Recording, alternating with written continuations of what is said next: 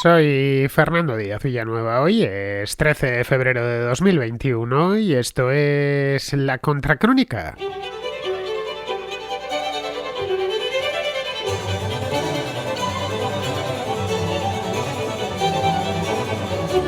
Bienvenidos a la contraportada, el espacio de libros de la Contracrónica, ya lo sabéis, y con este nombre además de contraportada, pues solo puede ser un programa dedicado a los libros, un programa que tiene ya, pues a lo tonto, 4 años de antigüedad. Hace justo 4 años que empezamos a hacerlo, entre enero y febrero ya por el año 2017, cuando este programa, La Contracrónica, acababa de cumplir un año de vida, pues a raíz de un contraescucha de Bilbao exactamente que me lo propuso. Pues nada, empezamos a hacer esto. No, de Bilbao, no, me equivoco, era un guipuche. Un contraescucha de San Sebastián, empecé a hacerlo y la cosa ya pues tomó fuerza y velocidad, y desde entonces venimos haciéndolo. Pues digo venimos en plural porque es que lo hacemos entre todos. Yo me limito a dar paso a los libros, a presentarlos, a comentarlos en el caso de que los haya leído y me hayan gustado.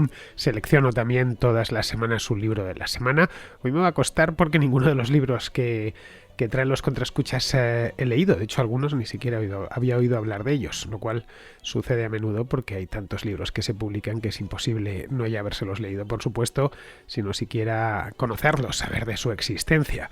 Bien, si queréis participar en la contraportada, no tenéis más que enviar vuestra nota de voz, la que enviáis siempre para cualquier tema relacionado con casi cualquier cosa de las que tratamos aquí: películas, las preguntas estas de la contrarréplica, las consultas históricas del contrasello.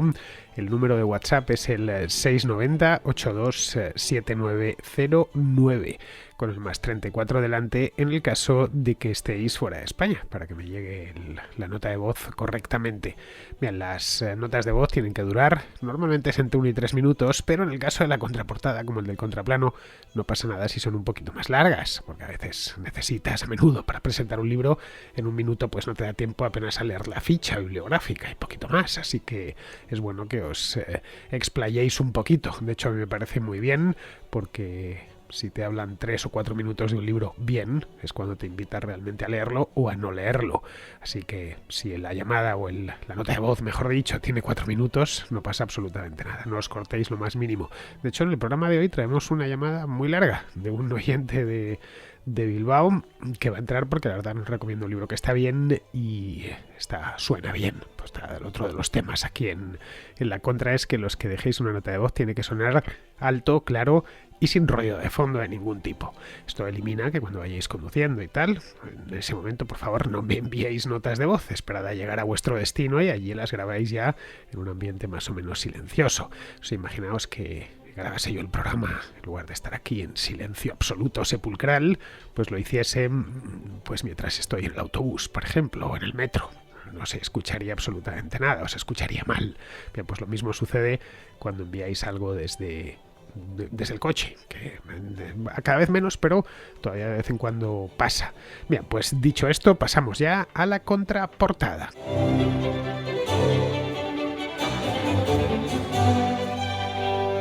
Empezamos con Ignacio de Huelva, que nos trae 2 libros muy diferentes entre sí. Bien, Fernando, soy seguidor de la contrahistoria, de la contracrónica y de la contraportada desde hace relativamente poco, y la verdad que estoy fascinado.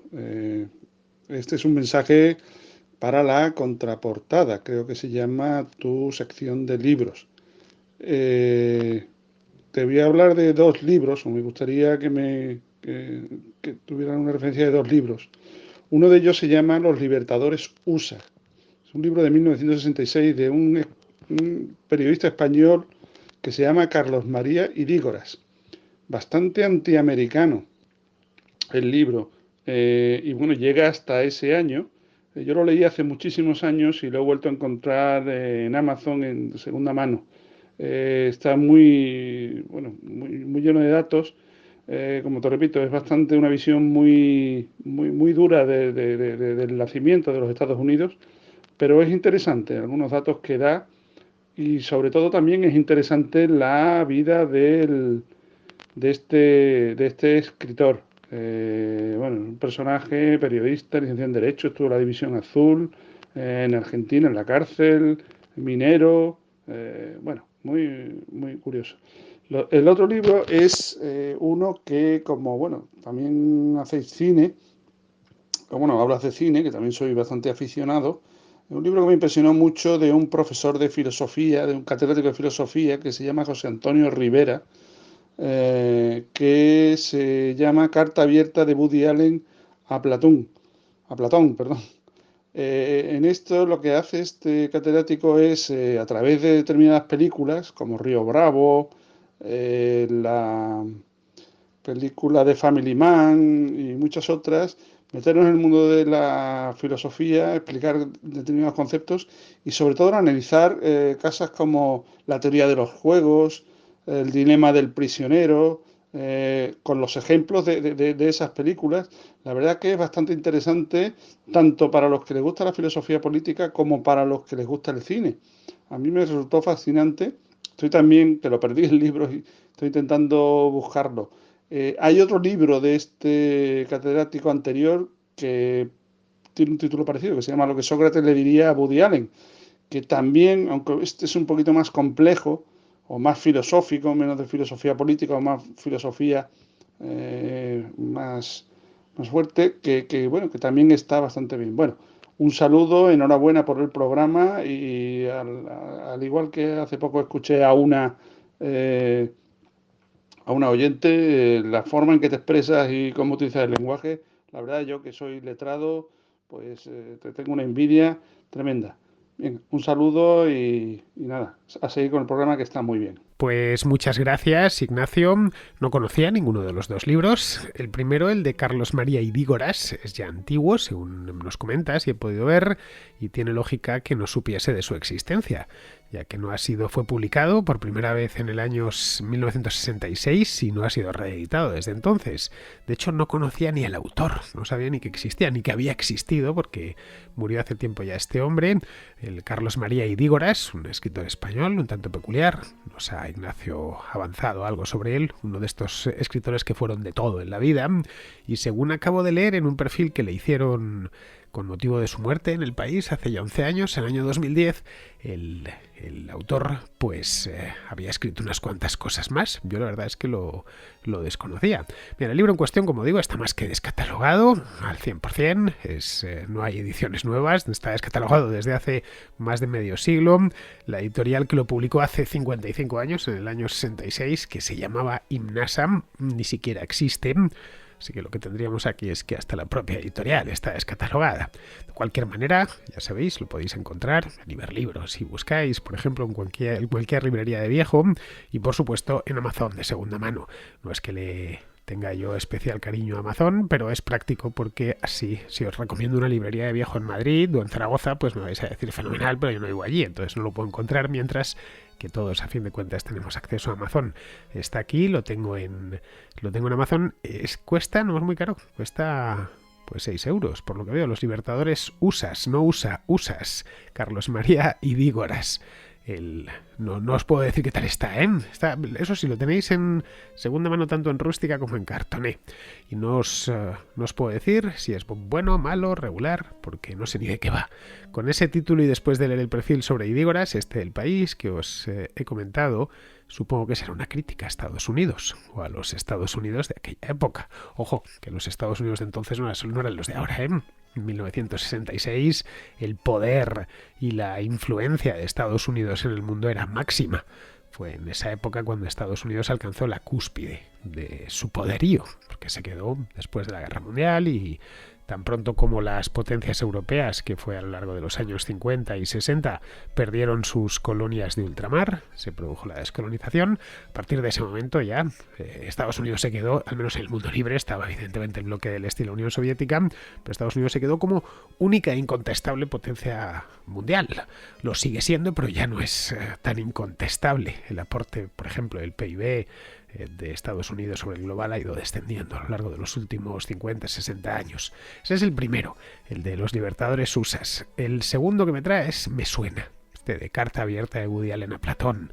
Es, eso sí, mucho más reciente, es del año 2006, según veo aquí, y lo publicó Espasa. El hecho es que mirando la portada me ha resultado algo familiar. La portada, parece la portada, pone carta abierta de Woody Allen a Platón y encima un retrato partido en dos con los ojos de Woody Allen y la boca y la barba de Platón, de la estatua de Platón, obviamente. Y me ha resultado familiar, como si, no sé, si ya lo hubiese visto en el pasado y seguramente lo debí ver. Tampoco es tanto tiempo, estamos hablando de 15 años. Pero vamos, no debió despertar en mí demasiado interés. Yo la verdad es que los temas filosóficos apenas los trabajo. La filosofía, como ya os he dicho muchas veces, nunca me interesó mucho, por no decir nada. Siempre me pareció esto de la filosofía un poco afirmaciones categóricas y generalmente gratuitas de un tipo, citando a otros tipos, generalmente sin ceñirse a la realidad o a los hechos. Es muy habitual en los filósofos o los aficionados a la filosofía que te vengan con cosas del tipo, argumentos del tipo según Husserl, o según, o como ya dijo Kant. A ver, a mí no me vengas con lo que dijo este o aquel. A mí dame hechos y pruebas objetivables con los que estás apuntalando un argumento. Te lo apuntaron es que si lo dijo Husserl, bueno, pues como si lo hubiera dicho Perico el de los Palotes. A mí dame pruebas, pruebas objetivables, ¿eh? Que valgan tanto para ti como para mí. En fin, que pienso como un historiador, no como un filósofo. Los historiadores cambian de postura, pueden cambiar su de postura si les aportas datos nuevos que desconocían y les desmontas los suyos. Los filósofos jamás, o muy rara vez, porque una vez han construido su sistema filosófico, claro, les supone un coste altísimo desmontarlo. Por eso son los de la que la sostienen y jamás la enmiendan. Por lo que veo en Amazon, Juan Antonio Rivera, que es profesor de filosofía en un instituto, tiene otro más reciente, titulado, estoy en la página de Amazon, de este libro, titulado lo que Sócrates diría a Woody Allen, cine y filosofía, es decir, que debe de ser la respuesta a la carta que Allen había enviado a Sócrates unos años antes. Este segundo es del año 2011, es de 5 años más tarde. En fin, ahí os dejo ambos con sus respectivos enlaces. Vamos a continuar, vamos ahora con Luis, que nos trae un libro sobre la conquista de América, también descatalogado, por cierto. Fernando, para Alejandro, que pedía un libro sobre, sobre la conquista de América, ¿no? O sea, algo sobre el tema como la leyenda negra. Si bien no hay que contrarrestar nada, acá Ignacio García Hamilton, en un libro muy cortito, muy sencillo de leer, resume cómo nació los orígenes de nuestra cultura autoritaria, que ese es el título del libro, e improductiva, dice entre paréntesis.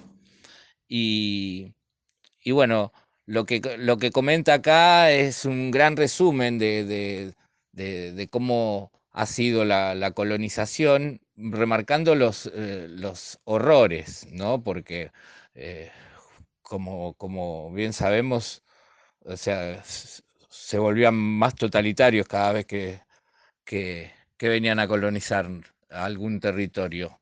En fin, acá una parte del epílogo la que quiero leer para que se resuma lo que está queriendo decir en el libro, porque es como que nuestra cultura hispanoamericana, no sé si tiene algo arraigado en el clima, ¿no? Advertimos que mientras algunos rasgos, el absolutismo, por ejemplo, tuvieron su origen en la España del descubrimiento y luego se acentuaron en América, otros, como el incumplimiento de la ley, encuentran su mejor desarrollo en América, sin que hayamos podido encontrar arraigo tan hondo en la península. Bueno, Ignacio García Hamilton es un historiador argentino que cada vez que se refería a Sudamérica decía Hispanoamérica, y que ha escrito sobre todo nuestros próceres argentinos novelas hermosas contando sus historias. Y este libro, sinceramente, es una tesis muy interesante. Bueno, eso es todo. Saludos. Como os decía, este libro de José Ignacio García Hamilton, un historiador argentino, muerto ya hace unos años, murió hace 12 años, en el año 2009, lo desconocía tanto al historiador propiamente dicho, como, aparte de historiador, según he podido ver en su perfil, fue político, fue de la Unión Cívica Radical, en la provincia de Tucumán exactamente. Luego ya se dedicó a la historia. Bien, el libro que nos recomienda Luis se titula Los orígenes de nuestra cultura autoritaria y está descatalogado, como os decía. pero lo podéis encontrar de nuevo, de segunda mano en Amazon. Aquí lo tengo, está publicado en el año 1990. Está, eso sí, este no está en cartón, este está solo en rústica. Por lo que veo, pues ya sabéis que esto te recomienda luego otros libros del mismo autor. El autor, este hombre, García Hamilton, regresó con el mismo tema unos años más tarde, en 1998, con otro libro titulado El autoritarismo y la improductividad en Hispanoamérica. Por lo que veo que estaba especialmente con el tema este hombre, obsesionado con este tema. A ver, no he leído el libro, ya digo, de hecho ni siquiera lo conocía, pero creo que, solo por el título, creo que parte de un error de base, que es tomar a toda Hispanoamérica como un todo. Y sí, es un todo desde el punto de vista lingüístico y en parte cultural. Pero a ver, Chile no es lo mismo que México, Honduras no es lo mismo que Uruguay y España no es lo mismo que Bolivia. No estoy hablando de que sean mejores o peores, simplemente que tienen diferencias. Tenemos muchas cosas comunes, eso es indiscutible, empezando por la lengua, y por ahí entran un montón de cosas, está claro, pero no tomarlo una comunidad lingüística tan grande como la hispana, con 500 millones de hispanohablantes. Esto es todo igual y las características son las mismas. A ver, tenemos muchas afinidades, pero al ser un ámbito humano y geográfico tan amplio, meter a todos en el mismo saco me parece un error. De cualquier modo, creo que este hombre, por lo que se ve en los títulos de sus libros y leyendo la sinopsis del libro, veo que es de estos que se abonan. Bueno, este se abonaba, ya está muerto, pues se abonaba a la fracasomanía de la que he hablado aquí muchas veces, tan típicamente hispana, que en eso sí es uno de nuestras afinidades, en eso sí que nos parecemos todos los hispanos, en lo de pensar que todo está mal entre nosotros y que no tenemos arreglo, que esto es la historia de un gran fracaso. Y no es cierto. La historia del mundo hispano no es la historia de un gran fracaso, ateniéndose a los hechos, ¿eh? Por lo tanto, la idea esa tan general es todo está mal, todo es un fracaso, nosotros, el problema está en nosotros. Es decir, los hispanos somos un problema en sí. Y no es así. El mundo hispano tiene problemas, pero no son los mismos problemas en Paraguay que en Puerto Rico. Bueno, y en todo caso, no es que Paraguay o Puerto Rico o Guatemala o el Ecuador sean el problema. O sea, los problemas concretos de cada uno de esos países. Pero claro, como muchos parten de que la condición misma de lo hispano es defectuosa y problemática, creen que hay una suerte de, no sé cómo describirlo, de bálsamo de fierabrás que soluciona el problema. Entonces, si hacemos esto, ya está, todos habremos resuelto nuestro problema, voy a decir problemas concretos. Es decir, la problemática que podemos encontrar, y esto se ve muy bien a través de la prensa. Un diario uno empieza a leer un diario de una ciudad y a la vuelta de 2-3 meses más o menos se ha hecho una idea bastante clara de lo que preocupa allí y cuáles son los problemas. Si uno se pone a leer un diario de Montevideo y en paralelo está leyendo un diario de Tegucigalpa o de Ciudad de Guatemala, verá que son distintos, que están con otros temas, hondureños y uruguayos, a pesar de que se preocupan por problemas distintos en el mismo idioma y que tienen algunas concomitancias culturales, eso es evidente. Pero vamos de ahí a decir, no, todo está mal y entonces y el problema reside en nosotros mismos. A ver, mira, si nos ceñimos a los hechos, lo primero que comprobamos es que entre los 25 primeros países del mundo con mayor renta per cápita, con mayor PIB per cápita concretamente, no hay ningún hispano. Bueno, España y Puerto Rico se quedan ahí al borde, en los puestos 27 y 28. Pero es que entre los 25 con menor PIB per cápita tampoco hay ningún país hispano. Ninguno. Prácticamente todos son africanos. Lo mismo sucede en otros indicadores de desarrollo y en algunos, como por ejemplo la democracia. El mundo hispano, decir que es casi por definición autoritario, pues es cuando menos arriesgado, por no decir mentiroso. ¿Que hay países hispanos autoritarios? Sí, sin duda. Ahí tenemos a Cuba o a Venezuela. ¿Que hubo en el pasado dictaduras? Sí, un montón. Pero decir que per se los hispanos y el autoritarismo van de la mano, no sé, vamos al momento actual. En el Democracy Index hay un total de 23, lo que ellos denominan democracias completas, full democracies. Bien, 4 de esas 23 son hispanas, son países hispanos, España, Chile, Uruguay y Costa Rica.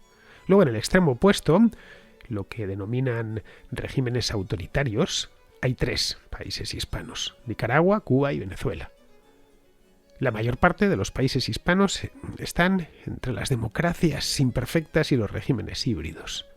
Casi todas las democracias imperfectas. Eso contrasta, por ejemplo, con África o con Asia, donde abundan los regímenes autoritarios y escasean las democracias. En Asia, de hecho, las democracias son una excepción. Caso de Japón o de Taiwán o de Corea del Sur suelen ser excepcionales. Lo normal son regímenes autoritarios o democracias bastante imperfectas. Así que, como puedes ver, el fracaso no es tal. Hay problemas, eso sin duda, pero el país hispano medio es mucho más deseable en todos los aspectos que el país africano medio o el país asiático medio.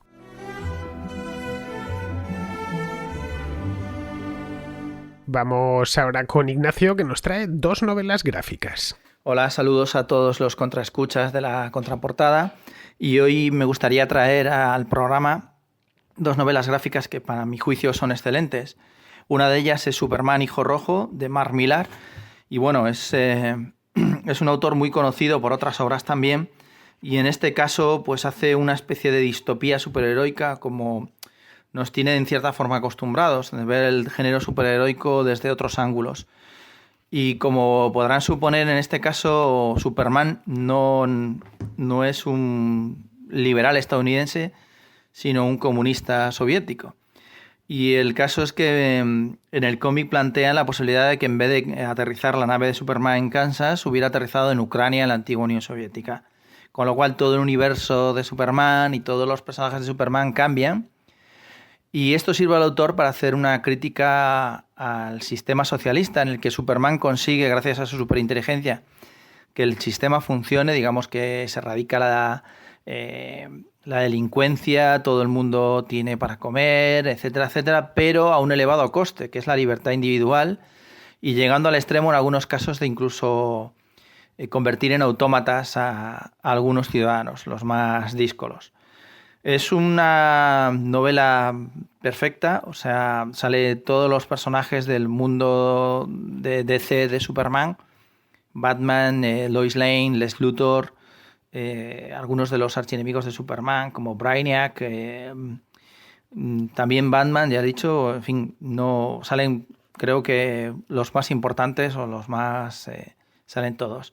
El tema es que además desde principio a fin te atrapa y ves la evolución de Superman, desde que no le interesa el poder hasta que al final decide tomar el poder, en fin, es interesante y el resultado de esa utopía, incluso en el caso de que funcionara la utopía comunista, que es convertir al mundo en una especie de mundo feliz.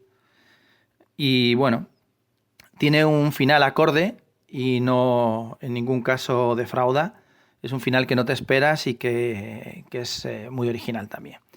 Y como segunda obra traigo una obra de un autor español que es, a mi parecer, sin ninguna duda, una obra maestra y se llama No con tu hija, haciendo un juego con la película, ¿no? Con la famosa película de No sin mi hija. Y en este caso pues es una obra del guionista y dibujante Fabre y es un caricaturista al que deberíamos de seguir porque sin duda, si el nivel de sus obras sigue así, va a ser de los más conocidos, tanto a nivel nacional como diría que internacional. Bueno, el caso es que la obra lo que plantea es un montón de situaciones cotidianas que se dan en una relación en la que la pareja con la que has empezado esa relación pues tiene hijos. En este caso es una obra autobiográfica y en este caso es su pareja la que tiene una hija adolescente. Y todo lo que eso conlleva en cuanto a la complicación de cuál es el papel de ese segundo padre, entre comillas, cómo educar a esa niña. Y en este caso, además, si la niña sale rebelde, una adolescente mimada, vanidosa, en fin, desordenada, contestona, es muy complicado la posición de ese segundo padre, entre comillas, de la pareja actual de su madre. Y bueno, pues el cómic lo ha llevado desde un punto de vista cómico, pero no deja de tratar situaciones a veces bastante dramáticas, diría, y que pueden dinamitar pues cualquier relación o hacerla por lo menos muy, muy difícil. Y él desde este punto de vista cómico y pues lo maneja muy bien. Lo describe perfectamente, es muy observador. Hay un montón de situaciones en las que nos podemos identificar todos los que hayan visto algo parecido o lo hayan vivido. Y es muy divertido el cómic, te lo lees de una tacada, de lo interesante que está y de lo divertido. Y bueno, pues nada, recomendar encarecidamente este cómic. Saludos a Fernando y a todos los oyentes. En la contraportada de hoy, como podéis ver, no es que no me haya leído los libros, que no me los he leído ninguno, es que ni siquiera los conozco la mayor parte de ellos. Estos que nos trae Ignacio, pues la verdad es que no sabía ni que existían y son recientes. Aquí no me puedo escudar en el de no, es que es del año 66 y yo no había nacido. No, estos son de hace 4 días. El primero que nos recomiendas es Superman Hijo Rojo y la verdad es que me parece muy interesante por lo que nos has contado. Vamos, que estoy por ir a la librería a comprármelo. Me parece una reinvención de la figura de Superman extremadamente original. Eso de hacerle aterrizar en la Unión Soviética y no en los Estados Unidos ya en sí, el punto de partida es estupendo. Y luego a partir de ahí, según nos comentas, cómo lo desarrolla. Claro, evidentemente lo tiene que ambientar en los años 50, 60, ¿no? Y de cómo hubiera cambiado la historia. Evidentemente Superman es una fantasía, pero cómo hubiera podido cambiar la historia de los países del bloque del este, teniendo una inteligencia perfecta, superior, como la de Superman. Vamos, en definitiva, que me lo voy a comprar. Cuando me pase por la librería voy a preguntar. Por lo que veo tiene solo 160 páginas y sale por 9,95, según veo. Vamos, digo yo que una oportunidad habrá que darle. Y además, otra cosa, la portada está estupenda. Es una auténtica pasada. En lugar de Superman, el emblema de Superman que lleva en el pecho, la S, pues no parece una S, es una hoz y un martillo. Así que sí, me lo voy a comprar, es definitivo. Luego el segundo que nos traes es que se titula No con tu hija. Pues este creo que lo dejaré para otra ocasión, porque no tengo hija, ni pequeña, ni mediana, ni adolescente, así que no sé hasta qué punto me podrá interesar. Bueno, ambas novelas gráficas, pocas pasan por aquí. De hecho, este del Superman Hijo Rojo me lo voy a leer. Va a ser pocas novelas, poquísimas novelas gráficas he leído yo, así que esta va a ser una más y me lo voy a comprar, si no hoy me lo compraré mañana, la próxima vez que vaya a la librería. Yo paso por la librería todas las semanas, aunque básicamente voy a mirar libros. Luego no me da tiempo a leérmelos todos, aparte que muchos me los bajo al Kindle, entonces no necesito ir a la librería. Pero vamos, sí que me gusta ir allí pues a pasar y mirar los libros por puro gusto. Además me entero de lo que va saliendo, ojeo, etcétera. Bueno, son ambos muy recientes, como os decía antes. El primero, este de Superman Hijo Rojo, es del año pasado, noviembre de 2020, según veo aquí. 27 de noviembre de 2020. Y el segundo, No con tu hija, de Íñigo Franco Benito. El otro, el de Superman Hijo Rojo, es de Mark Millar. Y este es de Íñigo Franco Benito, autor. Vale, pues este es del año 2017. En fin, os dejo los enlaces. Bien, vamos ahora con Juan, que nos trae una saga de libros sobre la antigua Roma. Hola Fernando, buenos días. Antes de nada, felicitarte por el programa. La verdad que estoy enganchado. Y bueno, te mando este audio principalmente para contestar a un oyente, ya que bueno, te preguntó acerca de si le podrías dar una recomendación sobre algún libro de la antigua República Romana. Y bueno, me extrañó la verdad que no le recomendaras la serie de libros de Colin McCullough de Masters of Rome, Maestros de Roma, que narra, digamos, desde la época de Mario y Sila, pasando por Julio César, Pompeyo y Craso, hasta el final de la República con Marco Antonio y Augusto y el inicio del Imperio. Y la verdad que los libros son apasionantes y hace una descripción, digamos, tanto de la política y de la vida romana, buenísima. También en referencia a esa época está la serie Rome, que está en HBO, que a mí me parece de las mejores series históricas que se han hecho. Y bueno, aprovechando ya todo este tema, creo que una buena contrahistoria sería realizarla y hablar principalmente sobre la época tardorrepublicana y digamos los diferentes antagonismos entre los diferentes generales de aquella época, entre Mario y Sila, entre Julio César, Craso y Pompeyo, entre Augusto y Marco Antonio. Creo que podría salir una contrahistoria apasionante. Así que nada, te envío un saludo. Bueno, Juan, no le recomendé a Colin McCullough porque esta mujer no escribía ensayos históricos. Escribía novelas históricas. Muy buenas, eso sí, pero novelas a fin de cuentas. Una novela por su propia naturaleza, se toma licencias y se centra en unos personajes concretos para animar una trama determinada. Esos personajes, claro, al ser una novela histórica, pues son personajes históricos. Bueno, en algunas novelas históricas estas inventan personajes, lo cual es normal, no se pueden inventar a los principales, pero sí a los secundarios.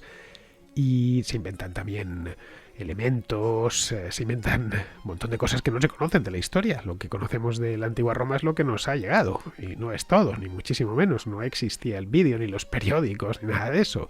Así que si queremos construir una acción tenemos que empezar a inventar. Por eso la novela es necesaria, igual que las películas, pero no deja de ser una novela.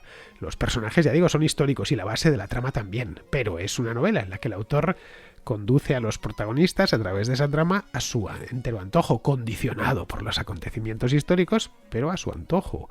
Las novelas históricas son muy útiles para despertar el interés por una época, muchísimo, o un personaje histórico concreto, pero no son libros de historia, trabajados como tal.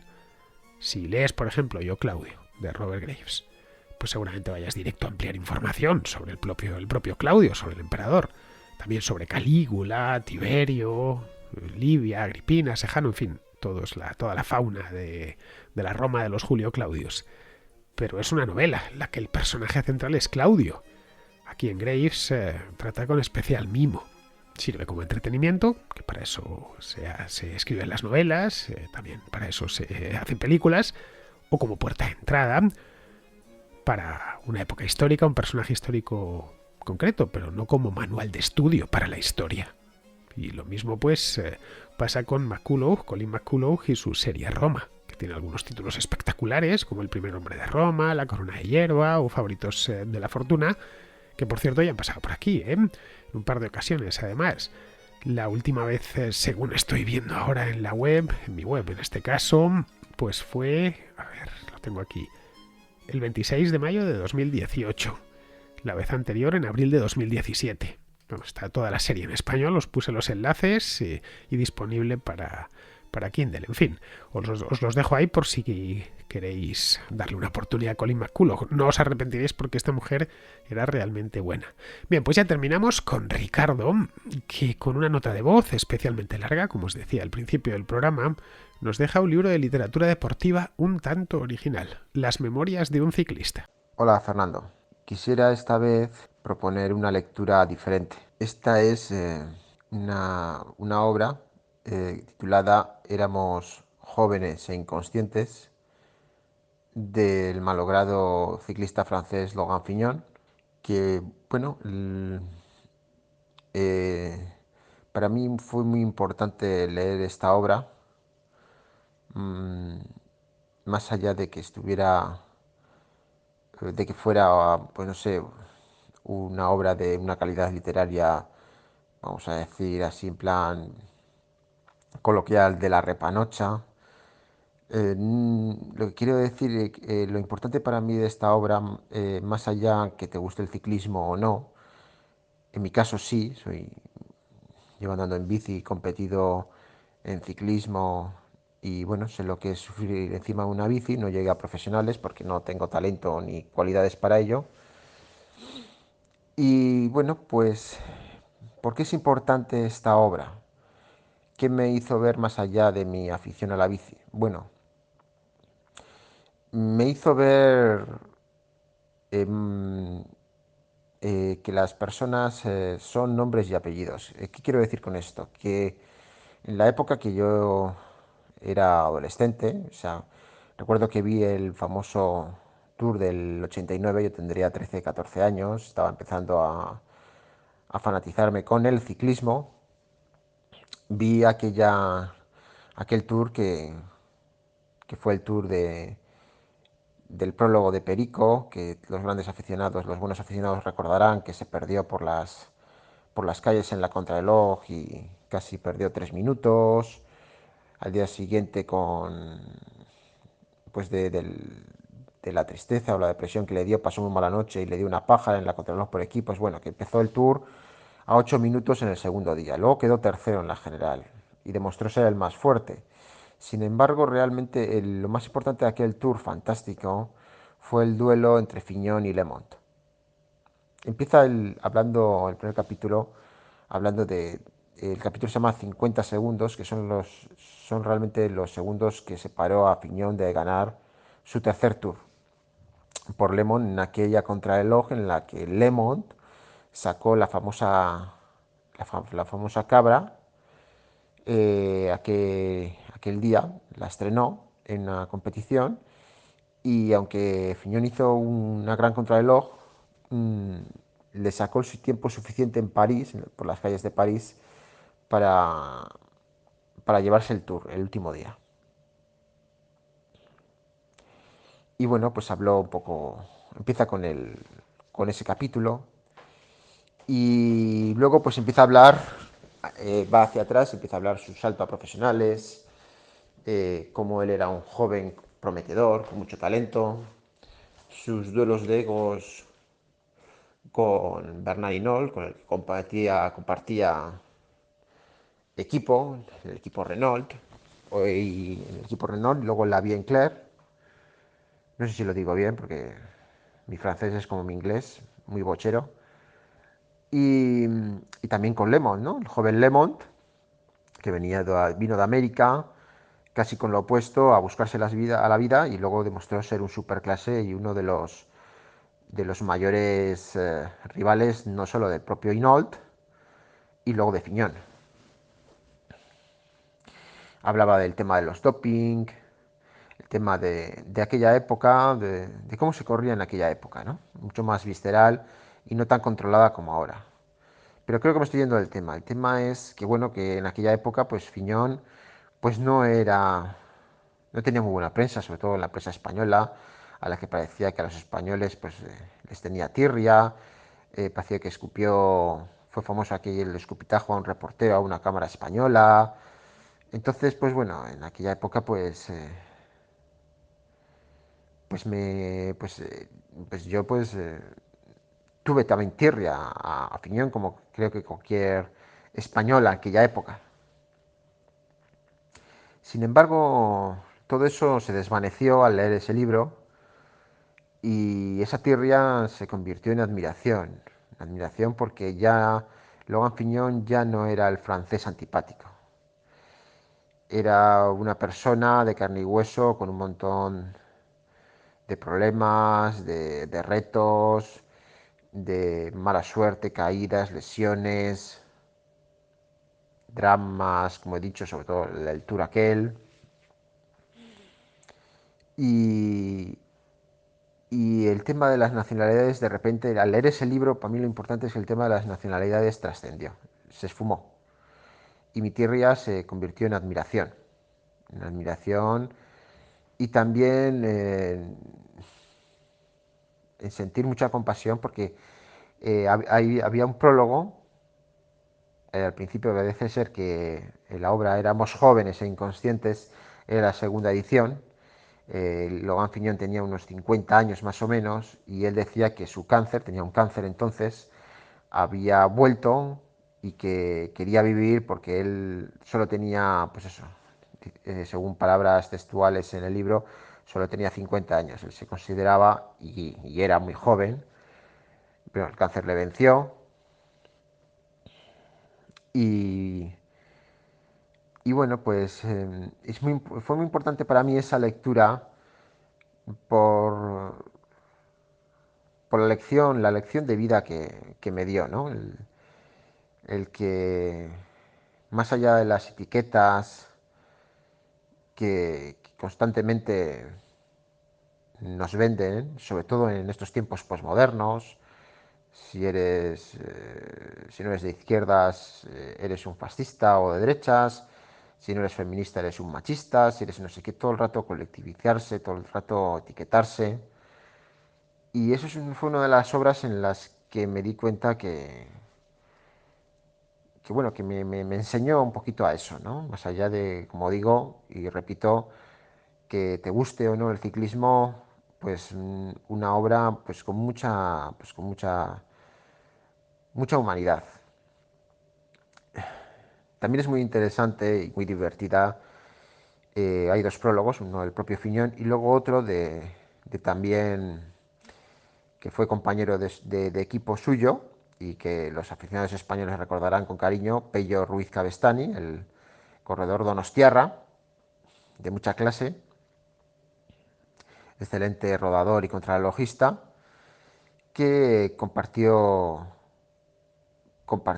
equipo y también habitación con él, y nos habla una anécdota personal que pasó con él y una periodista que mandó a freír espárragos, y diciendo que contando ya esa anécdota ya cuenta todo lo que era Fiñón, ¿no? Que era una persona de mucho nervio y mucho carácter.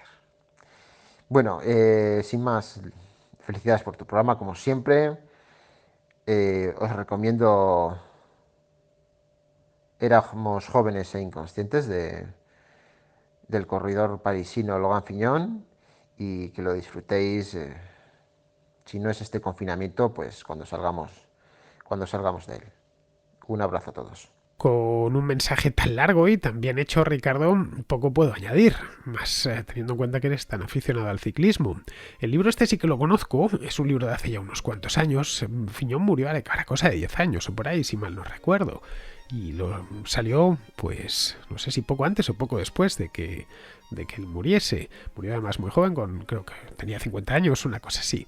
A mí me gusta el ciclismo, este libro no lo he leído, lo ojeé en su momento, bueno, por aquello de, como tenemos la misma edad, Ricardo, pues yo también en aquel entonces era muy aficionado, y por supuesto veía la Vuelta, el Tour, el Giro de Italia, y Fignon, Hinault, bueno, todos los grandes de aquella época, especialmente los franceses grandes de aquella época. Yo siempre he montado mucho en bicicleta, y lo sigo haciendo. Mi padre me pasó la afición. De niño me subía con él los puertos de la Sierra de Madrid, que no son ninguna tontería, ¿eh? Algunos como el de Navacerrada o el de la Morcuera te dejan sin piernas. Me compró mi padre incluso una bicicleta de carreras que era magnífica, preciosa, tengo grandes recuerdos de ella.